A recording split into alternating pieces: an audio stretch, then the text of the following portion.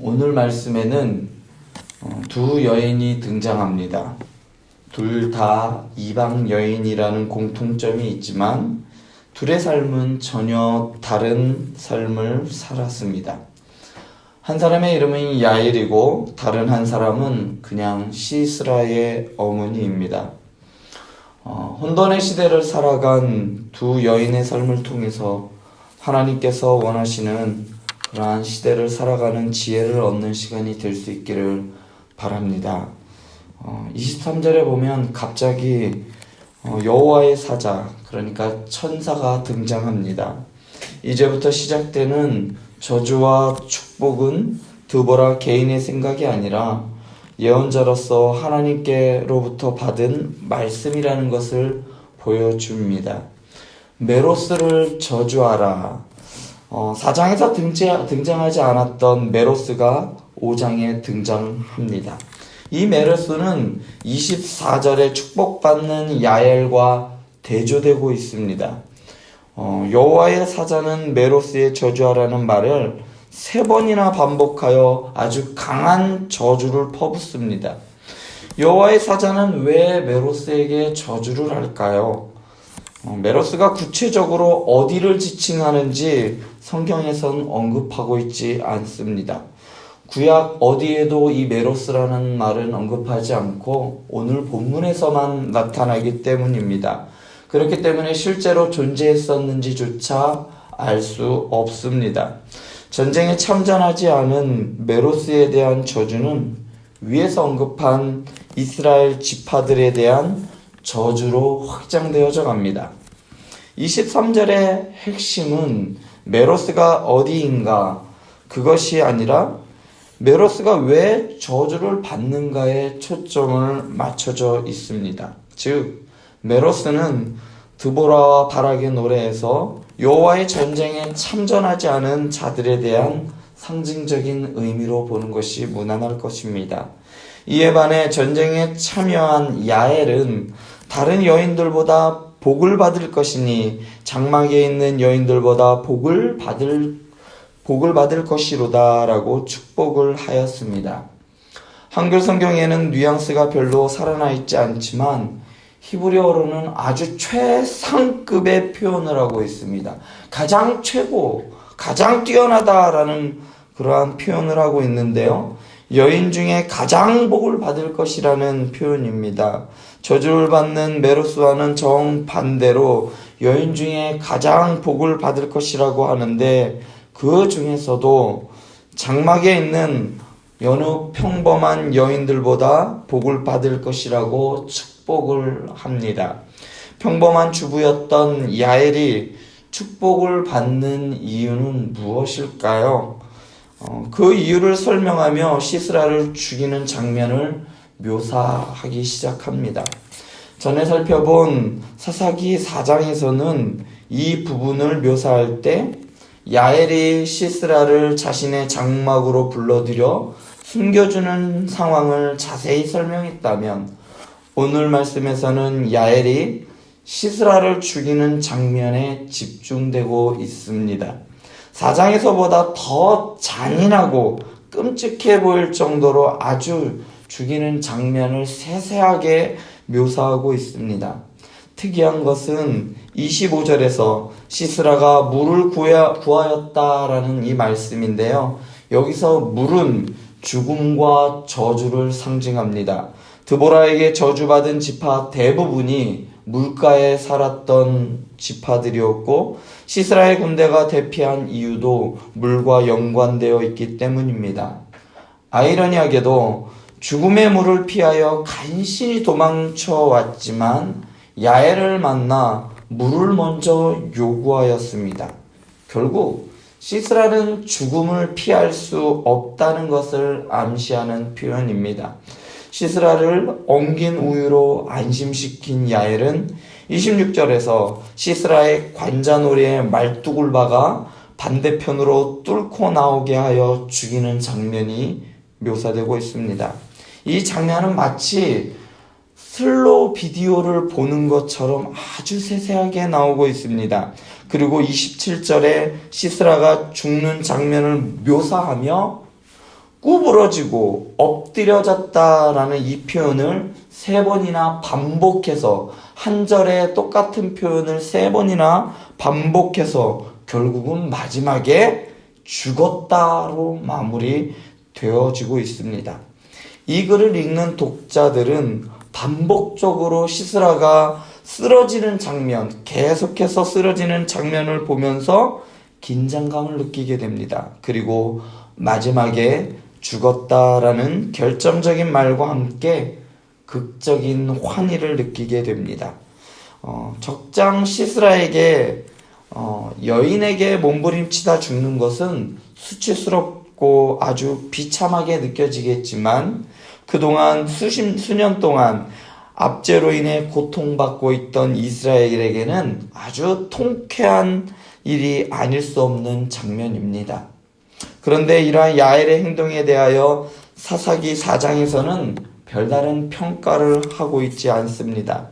그 이유는 4장에서는 서술하는 관점이 드보라가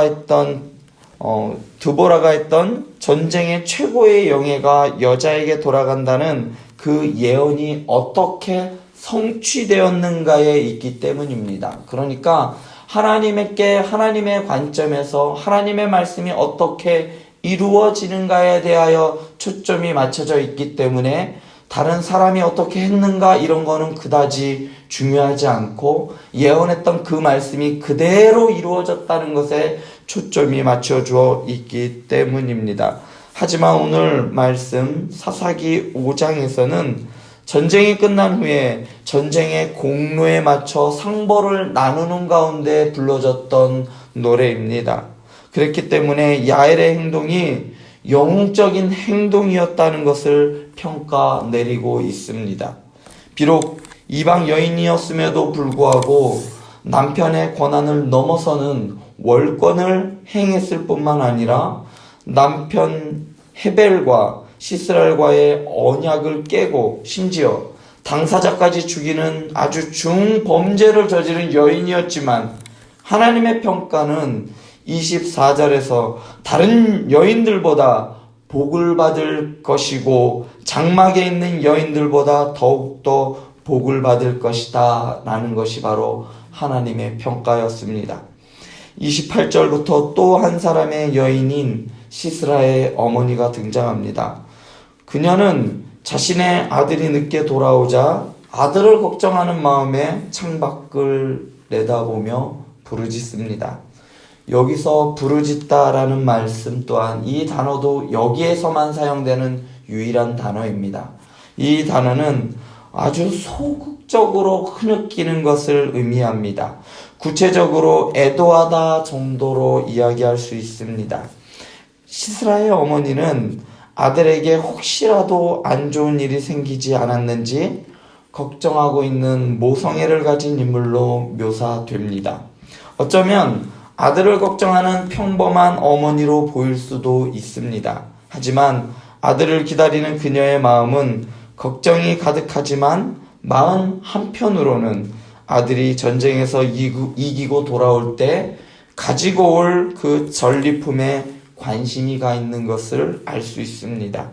그녀는 자신의 아들이 전쟁에서 이겨 무척이나 많은 전리품을 노력해 왔을 것을, 그것을 나누느라고 늦게 온다고 생각하고 있었습니다.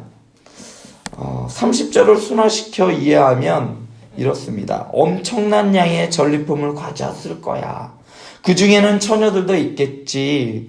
처녀들도 나누려면 시간 꽤나 걸리겠지. 그리고 우리 아들 시스라가 내 목과 몸에 걸칠 채색 옷을 챙겨오느라 늦게 오는 걸 거야. 이 정도로 이해할 수 있을 것 같습니다. 그런데 여기서 한두 처녀라는 표현은 사실상 충격적인 표현입니다. 문자적으로 이해하자면 그냥 자궁 하나, 자궁 둘입니다. 구약성경 그 어디에서도 여성을 자궁으로 표현한 곳은 이곳뿐입니다. 시스라의 어머니는 전형적인 가나안 사람입니다. 가나안 사람들을 하나님께서 왜 그토록 이스라엘을 통해 진멸하려 하셨는지, 어쩌면 그들의 사상과 생각이 이토록 변질되었고 타락했기 때문일 것이라고 생각되어집니다. 하나님이 만드신 여자를 하나의 인격체로 보는 것이 아니라 단순한 성적 놀이개나 노예를 생산하는 생산의 수단으로밖에 보지 않고 있습니다. 전쟁에 패한 쪽의 여성을 인격체가 아니라 성적인 함의가 다분한 신체의 부위만으로 여기는 것은 그저 성적인 도구로 여겼다라는 것을 보여주고 있습니다. 자신도 심지어는 여성임에도 불구하고 전쟁에서 패한 쪽의 여성을 함부로 대하는 것에 대한 일말의 가책도 느끼고 있지 않았습니다. 뿐만 아니라 시스라의 어머니는 30절에서 채색옷은 3번, 수놓은이라는 표현은 2번씩이나 한 절에서 반복적으로 사용하고 있습니다. 채색옷은 요셉의 경우에서도 알 수 있듯이 평범한 사람은 입을 수 없는 옷입니다. 신분이 높은 장군의 어머니로서 자신의 신분과 부를 나타내는 수단이 바로 채색 옷이었습니다. 시스라의 어머니는 자신의 아들을 걱정하면서 한편으로는 아들이 가져올 전리품을 기다리는 설레임도 가지고 있었습니다. 아들을 기다리는 모성을 가진 어머니로 보여진다고 하여도 가나안적 사고방식에 물들어 있는 시스라의 어머니는 그들의 아들과 함께 심판을 받을 것입니다. 31절에서는 이를 여호와여 주의 원수들은 다 이와 같이 망하게 하시고 라고 표현하였습니다. 가나안적 사고방식을 가지고 살아가는 사람들은 결국 하나님께서 망하게 하신다는 겁니다. 당장 지금은 좋아 보이고 화려한 채색 옷을 입고 그 옷을 칭칭 감고 있어서 잘 나가는 것처럼 보이고 복을 받은 것처럼 보일지 몰라도 시스라와 같이 죽음의 심판은 그 어느 누구도 피해갈 수 없고 그들에 대해 하나님께서는 너는 망하였다, 끝났다 라고 하나님께서는 선언하십니다. 반면 주를 사랑하는 자들에게는 해가 힘있게 돋음같이 하신다고 하셨습니다. 주를 사랑하는 자는 구체적으로 어떤 사람을 의미할까요? 주를 사랑하는 자라는 말은 하나님과 언약을 맺은 자들에게 사용되는 언약적인 말입니다. 그러니까 주를 사랑하는 자라는 말은 하나님의 신실하신 언약을 믿으며 그의 말씀을 따라 순종하며 살아가는 자들을 의미합니다. 오늘 말씀에 야엘이 그랬습니다. 드보라는 야엘이 평범한 한 집안의 아녀자에 불과했지만 하나님의 신실하심을 믿고 자신의 생명을 걸고 이스라엘의 적장의 목을 취한 주를 사랑하는 자라고 평가합니다.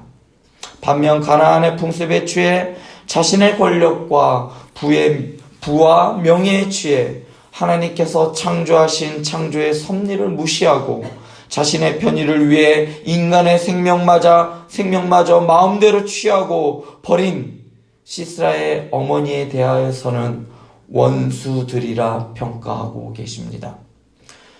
우리도 언젠가는 하나님의 평가를 받게 될 것입니다. 반드시 우리는 하나님의 심판대 앞에 서는 그날이 올 것입니다. 그리고 하나님의 심판의 저울 때에 서서 우리의 행한 대로 우리의 함량을 달아볼 날이 올 것입니다. 그리고 하나님의 평가가 이어질 것입니다. 시스라의 어머니와 같이 세상을 살며 하나님의 원수로 평가받을 것인지 주의 언약의 백성들로 살아갈 것인지 심각하게 우리의 하루하루를 점검해 보시기 바랍니다. 바라옵건대 해가 힘있게 돋음같이 하나님의 약속의 말씀을 붙잡고 믿음으로 살아가는 저와 여러분들 되시길 소원합니다. 기도하시겠습니다.